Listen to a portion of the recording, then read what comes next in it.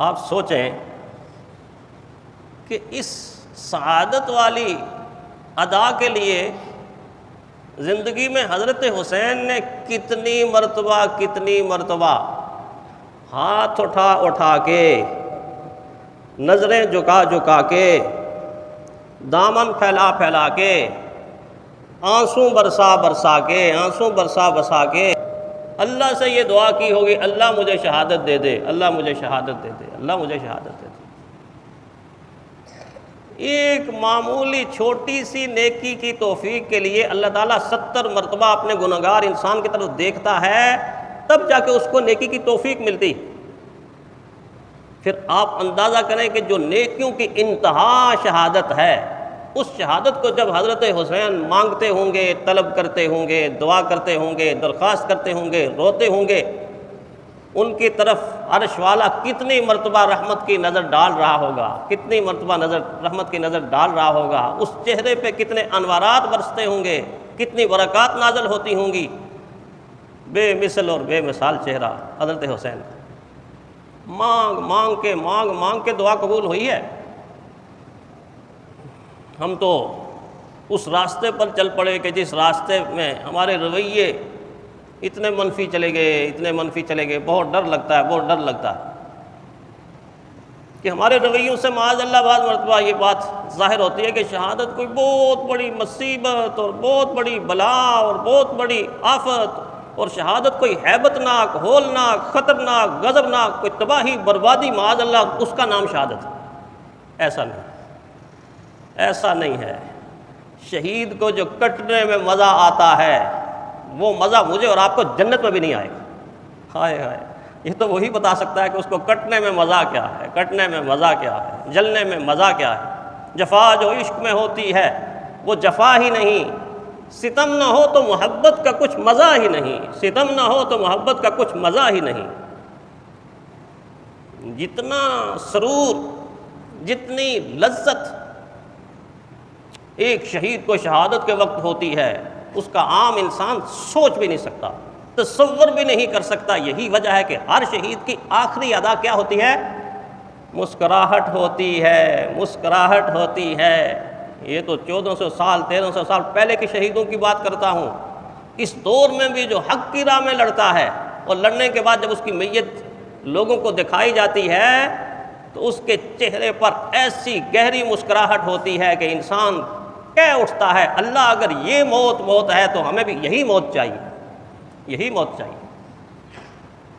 اسی وجہ سے تو موت کی تمنا کرنے کے بارے میں منع کیا گیا، لیکن شہادت کی تمنا کرنے کے لیے سکھایا گیا، ابھارا گیا، بتایا گیا۔ کیوں؟ قرآن حکیم میں اللہ تعالیٰ کی ذات پہ قربان جائیں، وَلَا تَقُولُوا لِمَنْ يُقْتَلُ فِي سَبِيلِ اللَّهِ أَمْوَاتٌ، پابندی لگائی سختی کے ساتھ، وَلَا تَقُولُوا مت کہو لِمَنْ يُقْتَلُ، جو قتل ہو جاتے ہیں، فی سبیل اللہ، اللہ کی راہ میں جو قتل ہوتے ہیں، اموات، اپنی زبانوں سے مردہ مت کہو۔ اللہ کیا کہیں پھر؟ اللہ یہ چارپائی کے اوپر لیٹے ہوئے ہیں، ہم بلاتے ہیں یہ بولتے نہیں، ہم کھلاتے ہیں یہ کھاتے نہیں، ہم پلاتے ہیں یہ پیتے نہیں، ہم اٹھاتے ہیں یہ اٹھتے نہیں، ہم بٹھاتے ہیں یہ بیٹھتے نہیں، ہم چلاتے ہیں یہ چلتے نہیں، یہ آتے نہیں، یہ جاتے نہیں، یہ جاگتے نہیں۔ ہماری سمجھ میں نہیں آ رہا کیا کہیں؟ اللہ فرماتے ہیں کتنے بولے بادشاہ ہو تم نے زندگی کس چیز کو سمجھ لیا ہے؟ تم نے یہ سمجھ لیا ہے کہ زندہ بس کھاتا ہے، پیتا ہے، پہنتا ہے، آتا ہے، جاتا ہے، اٹھتا ہے، بیٹھتا ہے، دیکھتا ہے، سنتا ہے، دوڑتا ہے، بھاگتا ہے، اچھلتا ہے، کودتا ہے، جس طرح آج کل لوگ اچھل کود رہے ہیں۔ تم نے کس چیز کو زندگی سمجھ لیا؟ کتنے نادان اور بیوقوف ہو۔ میرے نزدیک تو وہ پتھر بھی زندہ، اللہ کہتا ہے میرے نزدیک وہ پتھر بھی زندہ ہے جو اپنے جگر سے، اپنے دل سے کہتا ہے اللہ اللہ اللہ۔ تم اس کو بے جان کہتے ہو، میں اس کو جاندار کہتا ہوں۔ اللہ کے حبیب نے تصدیق فرمائی، مثل الذی یذکر ربہ والذی لا یذکر مثل الحی والمیت۔ لوگوں دیکھو جو انسان اللہ کا ذکر کرتا ہے اور جو ذکر نہیں کرتا، ان دونوں کے درمیان فرق زندہ اور مردے کی طرح ہے۔ جو ذکر نہیں کرتا وہ کھاتے ہوئے مردہ، پیتے ہوئے مردہ، آتے ہوئے مردہ، جاتے ہوئے مردہ، اٹھتے ہوئے مردہ، بیٹھتے ہوئے مردہ، دیکھتے ہوئے مردہ، سنتے ہوئے مردہ، وہ ہر حال کے اندر مردہ ہے۔ لیکن جو ذکر کرتا ہے وہ مر کر بھی زندہ ہے۔ اللہ فرماتے کیوں یہ سوچتے ہو زندگی اس چیز کا نام ہے؟ ٹھیک ہے، اور بھائی تمہارے ساتھ نہیں بولتے، میرے ساتھ تو بولتے ہیں نا۔ شہید کی باڈی چرپائی کے اوپر تمہارے ساتھ نہیں بولتے، میرے ساتھ بولتے، تمہیں نہیں دیکھتے، آئے ہائے دنیا ہی کے اندر مجھے دیکھ رہے ہیں، مجھے دیکھ رہے ہیں۔ ہے کوئی ایسا جنتی جو دنیا میں خدا کو دیکھے؟ شہید کے علاوہ کوئی نہیں، شہید کے علاوہ کوئی نہیں ہے۔ شہید وہ خوش قسمت اور خوش نصیب ہے کہ جس کے جسم سے پھوٹنے والا فوارہ جب پھوٹتا ہے نا ایسے اچھلتا ہے، اور زمین پر ابھی قطرہ نہیں گرتا، کہ ایک مغفرت کا اعلان ہو جاتا ہے، اور دوسرا اعلان انظروا الیہ، انظروا، او مجھے دیکھو، مجھے دیکھو، چھوڑ دو، چھوڑ دو، مجھے دیکھو۔ اللہ کہتے ہیں مجھے دیکھو۔ جو اللہ کی ذات کو دیکھ رہا ہوگا، یہی تو تقاضا جنت میں بھی ہوگا۔ شہید کرے گا، اللہ تیری جنت میں دل نہیں لگتا، میں دنیا میں واپس جاتا ہوں، چاہتا ہوں چلا جاؤں۔ یہ چاہت حضور کی بھی تھی۔ حضور نے فرمایا اس ذات کی قسم جس کے قبضے میں میری جان ہے، میری چاہت یہ ہے میں شہید ہو جاؤں، ثم اقتل ثم احیا ثم اقتل ثم احیا ثم اقتل ثم احیا، میں شہید ہو جاؤں پھر زندہ ہو جاؤں، میں شہید ہو جاؤں پھر زندہ ہو جاؤں، میں شہید ہو جاؤں۔ کیا لطف ہے، کیا سرور ہے، کیا لذت ہے، کیا نور ہے، کیا چاہت ہے اس کے اندر۔ میں تمہیں نہیں دیکھتا، مجھے تو دیکھ رہا ہے، اور تم کہتے ہو نہیں کھاتا۔ اب اللہ کیا کہتا ہے؟ بل احیاء، یہ زندہ ہیں، عند ربہم یرزقون، عند ربہم یرزقون، یہ اردو کے سمجھنے والے بھی سمجھیں گے۔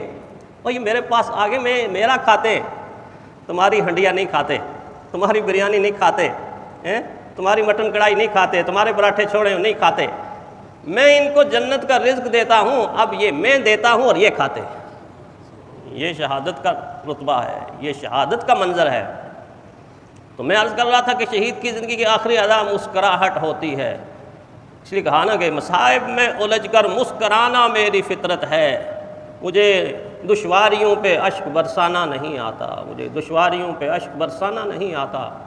جو اللہ کی راہ میں شہید ہوتے ہیں ان کے دل سمندر کی طرح گہرے ہوتے ہیں، پہاڑوں کی طرح بلند ہوتے ہیں، مضبوط ہوتے ہیں، آسمانوں کی طرح بلند ہوتے ہیں، زمین کی طرح وسعت والے ہوتے ہیں۔ وہ سارے جہانوں کا درد اپنے سینے میں بسا لیتے ہیں، اور بسانے کے بعد کیا کہتے ہیں؟ ہم سمندر کی طرح ظرف وسیع رکھتے ہیں، دل میں طوفان ہے تو چہرے سے سکون رہتا ہے، چہرے پہ سکون رہتا ہے۔ ہم سمندر کی طرح ظرف وسیع رکھتے ہیں، دل میں طوفان ہے تو چہرے پہ سکون رہتا ہے، چہرے پہ سکون رہتا ہے۔ یہ کیفیت ہوتی ہے ان کی، یہ کیفیت ان کی ہوتی ہے۔ وہ تو آخری لمحات کے اندر ایسے کلمات زبان سے نکالتے ہیں کہ انسان جب سنتا ہے تو اس کو رشک آتا ہے، رشک۔ قسمہ کرسی کے دور میں ایک صحابی کو جب مشرکین مکہ نے پکڑا اور انہوں نے فیصلہ کیا اس کو شہید نہیں کرنا، اس کو تڑپا تڑپا کے شہید کرنا ہے، تڑپا تڑپا کے شہید کرنا ہے۔ کیا مطلب؟ پہلے اس کے اعضاء کاٹنے ہیں اور پھر اس کو شہید کرنا ہے۔ اور جو دیکھنے والے لوگ تھے ان میں ان کا حمایتی اس وقت کوئی نہیں تھا، کوئی حمایتی نہیں تھا۔ اور جب میدان میں لے جا کے ایک ہاتھ یوں کر کے کلائی تلوار چلائے، کٹ کے زمین پر گر گیا تو زبان سے نکلا فزت ورب الکعبہ، کعبے کے رب کی قسم میں کامیاب ہو گیا، کعبے کے رب کی قسم میں کامیاب ہو گیا۔ دوسری کلائی کٹ کر زمین پہ آئی، یہی الفاظ، کعبے کے رب کی قسم میں کامیاب ہو گیا۔ جب تک ان کی جان میں جان رہی، سانس آتا جاتا رہا، اعضاء کٹتے رہے اور یہ آواز بلند ہو گئی، بلند ہوتی رہی، کعبے کے رب کی قسم میں کامیاب۔